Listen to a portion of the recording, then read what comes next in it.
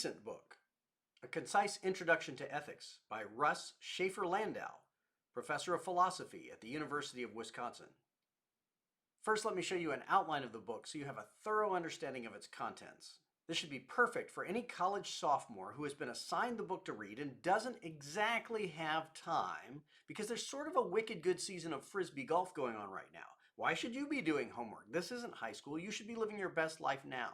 And then I have 3 scathing, blistering criticisms which should leave Russ-Shafer-Landau blubbering in his Wisconsin cheese fondue.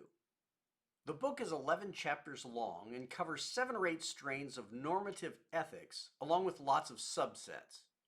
Remember, normative ethics is that part of ethical theory which studies how we determine the principles by which we will make decisions about right and wrong. This is different from applied ethics, which generally looks at specific issues like war, abortion, the death penalty, etc. And meta-ethics, which asks what good really is. Is good a real thing in the world that we can perceive, like the color yellow? Or just a psychological phenomenon? Or is it nothing at all? Landau is a moral realist, meaning he thinks that moral facts actually exist in the world outside of our heads. And as a consequence, he seems most favorable towards ethical theories in which people intuitively pick up on what is right and wrong and then behave accordingly. Now here's the outline. Chapter 1 defines some general terms, and Chapter 2 is an almost useless explanation of how logical argumentation works. It's too short and too vague to practically help someone in a moral argument. Chapter 3 moves to kind of a strange place, a place at which many ethical treatises often end, on a discussion about whether or not any moral theory is going to be any good at all. Usually, this is the final caveat in ethical studies, so it's strange that the book begins there. Chapter 4 then starts at what would normally be the ground level. Hedonism. Maybe just pursuing a happy life is the ethical thing to do. Now, the only thing Russ likes more than hyphens is numbered lists, and his method is generally to name a theory, create a short, numbered list of strengths of that theory, and then give a slightly longer list of criticisms of the theory. And then largely just walk away from the theory like the 7 negatives must have outweighed the 6 positives. He does that here, so we're done with hedonism. Chapter 5 looks at natural law, the idea that human nature itself predefines what is good for human beings. So ethical life is just living into our design. Here, Shafer-Atheist-Landau mentions and then ignores the fundamental motivation of an overwhelming majority of natural theorists. God.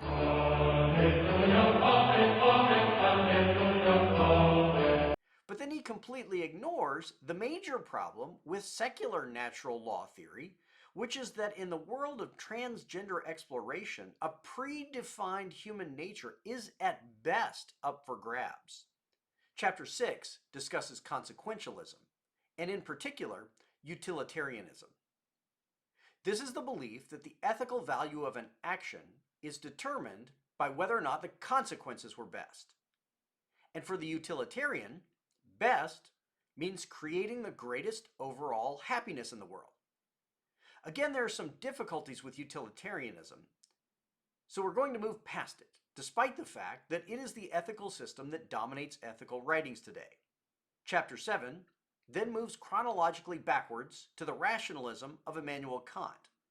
Utilitarianism was actually propounded a generation after Kant by Jeremy Bentham and John Stuart Mill. So it's strange that Shafer-Disorganized-Landau decides to structure it this way. Kant proposes a universal law that would govern all ethics, specifically that everyone should be respected as an end in themselves, or that we ought only to do the things that we would want everyone else to do the same way. You can learn more about Kant's categorical imperative in my video on said topic.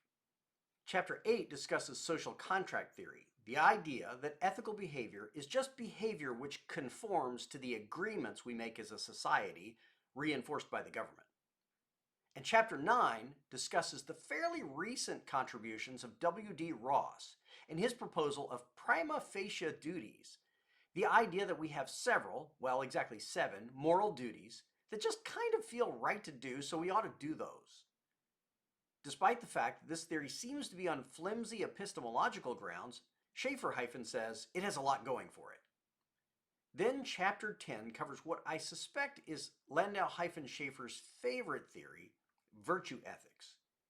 It's the least easy to pin down. You just sort of do the right thing in the right way at the right time because it feels kind of right, and it's kind of what a virtuous person would do, whatever that is. Chapter 11 then covers feminist ethics, a subcategory of ethical conversations, the inclusion of which smacks of tokenism.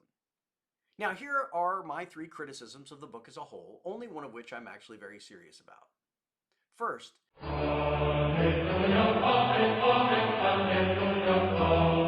Shafer Landau's Dismissal of God in Chapter 1 is more smug than his hyphen. Most ethical thinking, in every culture, in every era of history, has been a direct result of people's thoughts on God. Even in the era of Kant, Mill, and in the modern world, religious thought has sweeping implications and dramatic impact on how people think about right and wrong. Russ just skips over this like it doesn't matter. Even when he discusses natural law, he only mentions Thomas Aquinas and then quickly says, wrongly, that we can have natural law theory without God. You can only have natural law theory without God if you have an inflexible human nature. Okay, boomer, -1 star. Secondly, I have a problem with a quote on the back of the book and 2 points that it makes. It says that the book is, quote, exceptionally well written. And I'm wondering if he wrote this himself. I think it decidedly was not.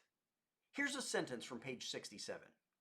Indeed, desire theorists regard this conclusion as an important truth and think that it is a major strike against objective theories that they cannot allow for it. What? Huh? To this day, I have no idea what that sentence means. Also, the book uses throwaway rhetorical filler that is just stale. About the 3rd time Shafer Landau builds to a conclusion with the parenthetical phrase, you guessed it, I'm ready to give up. You know what happens when you do that in your writing? You guessed it, you lose another star. Finally, and this one is infuriating, it's a book on ethics, okay? A book on morally good behavior. He's written the book presumably to recommend to his students or even require in his classes, okay? So it's built-in profit. The book is $33 for a cheap, thin paperback. There's no digital version available. And to rub it in, he says on the back of the book, its compact size and low price make this volume ideal. Low price? Okay, Shafer rich guy ethical my rear end Landau. Not only that, the Amazon listing even says that the book is 240 pages long. It's not. It's 223 pages if you count the index, the glossary, a list of suggested readings, and a completely unrelated appendix on how much money philosophy majors are likely to make after graduation. The content of the book is at best 184 pages, minus another star. By my mathematical equations, Russ Shafer Landau owes me roughly 56 pages of well-written, provocative philosophical discourse, which he is welcome to DM me if he wants to. Or else he owes me a return of 23% of the cost of the 240-page book I thought I was buying, or roughly around $7.59 USD. That would be the ethical thing to do, wouldn't it? Maybe then you'll get your stars back. Otherwise, it's a good, concise summary that anyone could use to introduce themselves to the field of ethics. It would serve as a decent map of the terrain to help them walk their way into further readings. So, in the end, I recommend it.